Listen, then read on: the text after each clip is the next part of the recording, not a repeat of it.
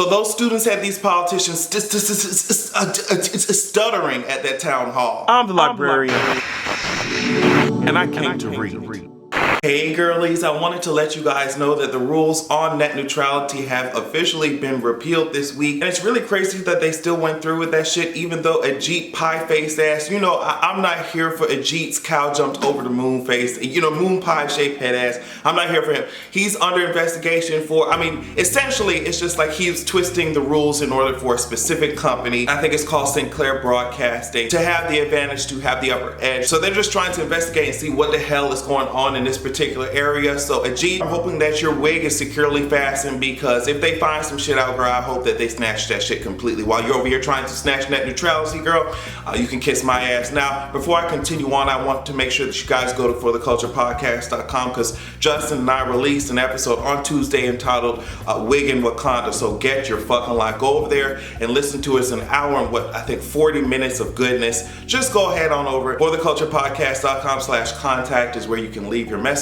stuff you want to hear, your emails read on air. Patreon.com/AtrianSpecia. Y'all already know the drill. So apparently R. Kelly put this tweet up. I guess he was sharing his excitement about, you know, Black Panther, and he was saying that, hey sis, I'm coming to Wakanda. I'm on my way to Wakanda. And so me being someone who likes to protect black women, I'm not sure if Shuri can have me as maybe the Secretary of Security. Is there something like that in Wakanda? Because I want to make sure that this man does not enter, does not pass through customs, does not, you know, go through the disguise, you know, the holographic disguise. I want to make sure that he is nowhere near Wakanda. I'm going to have the Dora Milaje. I'm going to work with Okoye, and we're going to make sure that him and people just like him, Chris Brown, all these folks, just do not step nowhere near Wakanda. I wanted to speak quickly about Blac Chyna and her lackluster head game. Let me tell you something. As a gay man, I was highly disappointed in this video. Not the fact that it was released, because who doesn't suck a dick? Everybody sucks dick, girl. Get over it. Okay? Oh, videos out. Oh my God, how fucking unexpected. Girl, kiss my ass. It's a body part in sex, girl. Let's stop acting like it's something new. The only thing that really disappointed me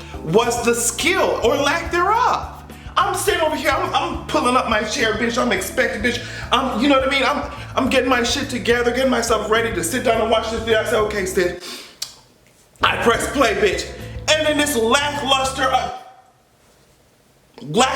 dry, there's no lubrication, nothing going on. She was just, and I'm just saying, if she was sucking dick like that, and she's getting all these jewelries, and she getting the fucking cash and cars and shit, I'm saying, what the fuck am I doing?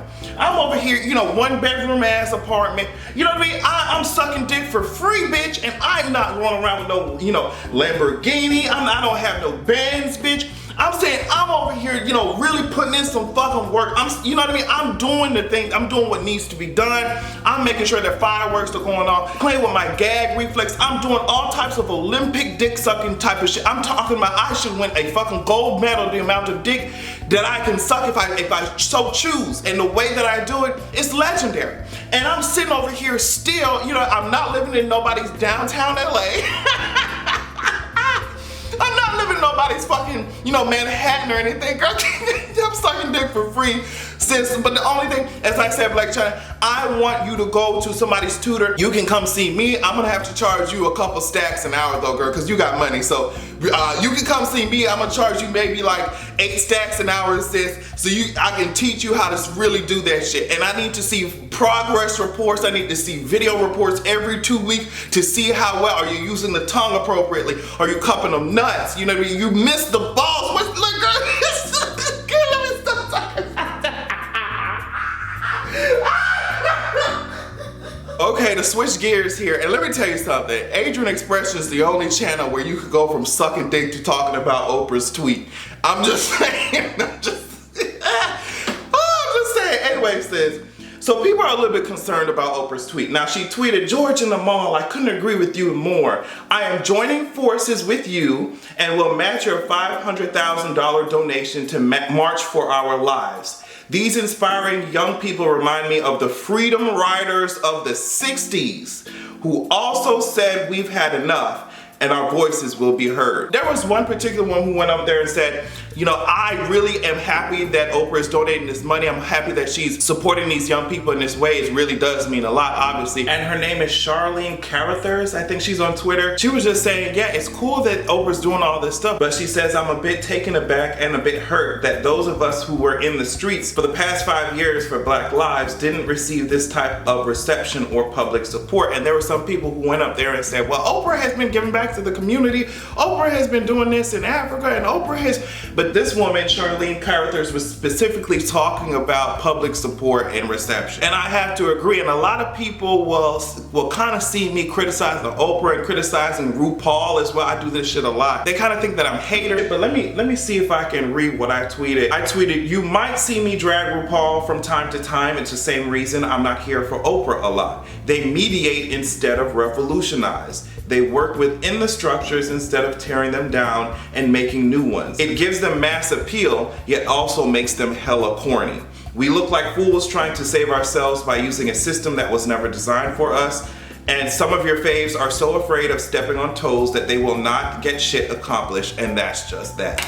And you can say what you want to say, but that's how I feel about the types like Oprah and the types like RuPaul. Like, to me, it seems like they act more as interpreters or mediators, or they kind of sit in between both audiences, and they don't want to break shit up. They don't want to shake shit up. They just want to say, okay, so how do you feel about this? How do you feel? Let's work together. And it's just like, to me, in my opinion, my philosophy is just like, you can't work within some of these systems. Some of these systems, you don't have to shake this shit up. You have to make these hoes uncomfortable. I'm not saying that Oprah has never made someone uncomfortable, or RuPaul has never made someone uncomfortable, but I'm talking about their brands and their spirit and their energies in general. It doesn't give me, I'm coming in here to fuck shit up. And I know you have to play the game, especially if you want to be mainstream. Sometimes you have to play the game, but once you get to a certain platform, you should be all right reaching down and fucking shit up. Now I have the power.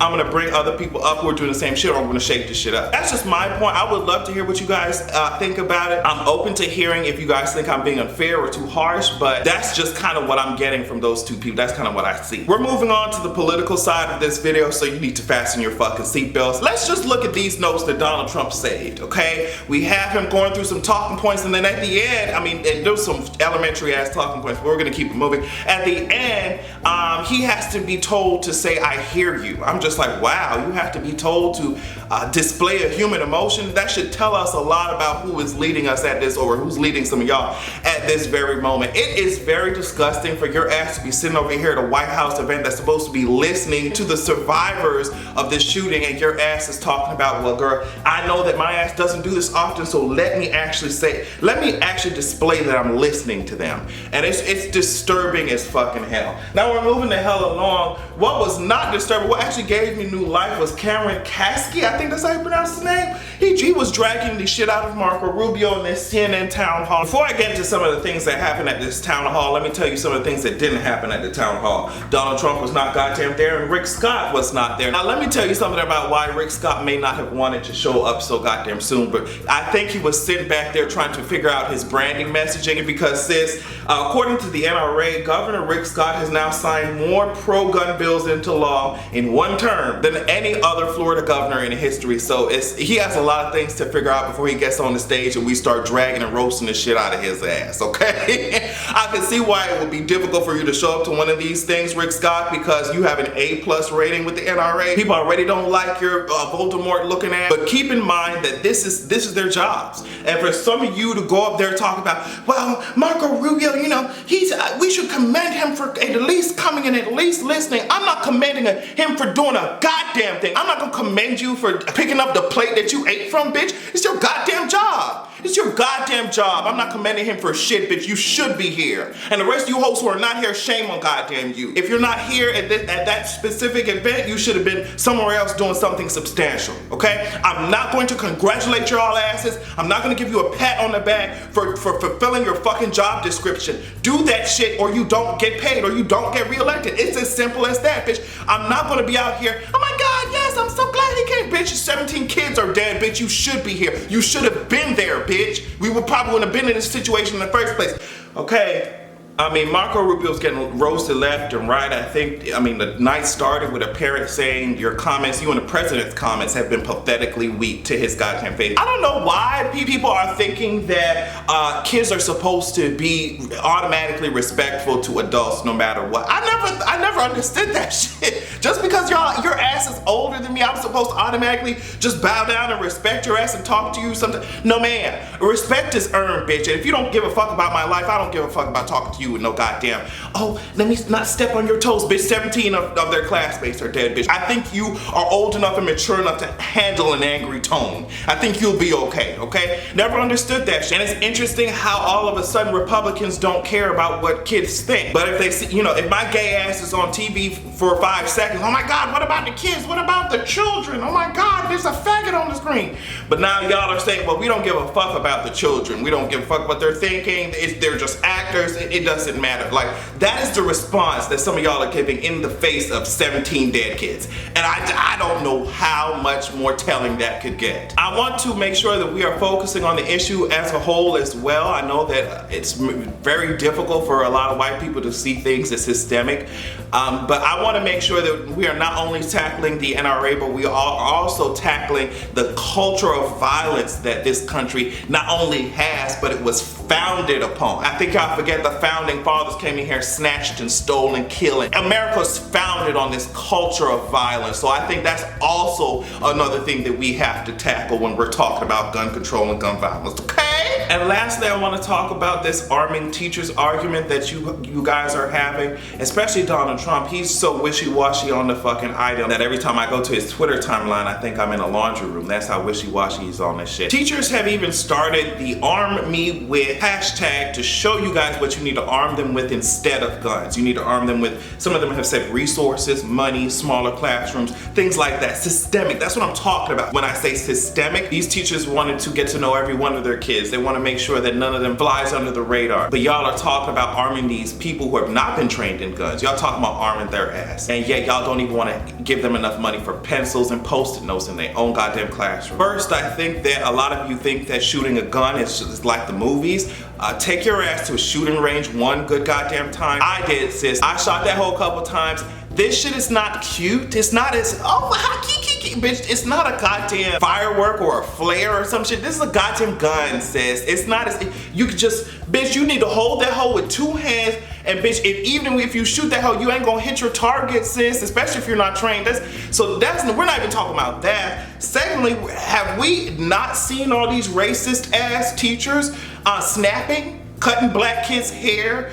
I mean, I was at the grapevine and I heard a story about a teacher literally standing on a kid. And you're gonna tell me that you want to put a gun in that motherfucking classroom. Some of these teachers be racist and crazy as hell. You tell me that? Also, we already have a big ass problem with school to prison pipeline and militarization of fucking schools. We already have a problem with that shit. It's like kids are going to prison instead of going to learn something, and y'all are militarizing the school instead of dealing with the issues around the fucking school in the community that a lot of times have to do with poverty. Y'all are not talking about the systemic forces that are at play here. Y'all just want to put a band-aid on a bullet wound. We're not even talking about power dynamics and what it means to please a teacher versus what it means to please a teacher who has a gun in the room. You know what I mean? What you will do. It's just too much. Also, if we're talking about from the police side, girl, it is much easier to pin this fucking situation down if you only have one gun going off as opposed to a firestorm or a war breaking out in the fucking school. You don't know which one is which. I read somewhere that the bullets like to skip on the tile at schools sometimes, so that's why. So it's just too much shit going on. These police officers and these people responding to these situations it's not a video game. They don't have no fucking ID. Oh, bad guy here, good guy. Like the good guys are in blue and the bad guys are in red. This is not no type of video game, girl. They see a gun going off, it's automatic, bitch. They had to even walk in the classroom saying to all the kids, put your hands up, I need to see your goddamn hands. Y'all watch too many movies. And this is the point. Y'all watch too many movies. You think bullets flying around everywhere is just gonna be the answer to everything. Now, I'm not saying don't protect yourself. I'm not saying that. But we have to think logically when it comes to the implications that this shit has. Systemic implications. Think about the shit. And Blac Chyna, please don't forget to hit me up for your consultation on fellatio tutoring. Have a good goddamn evening.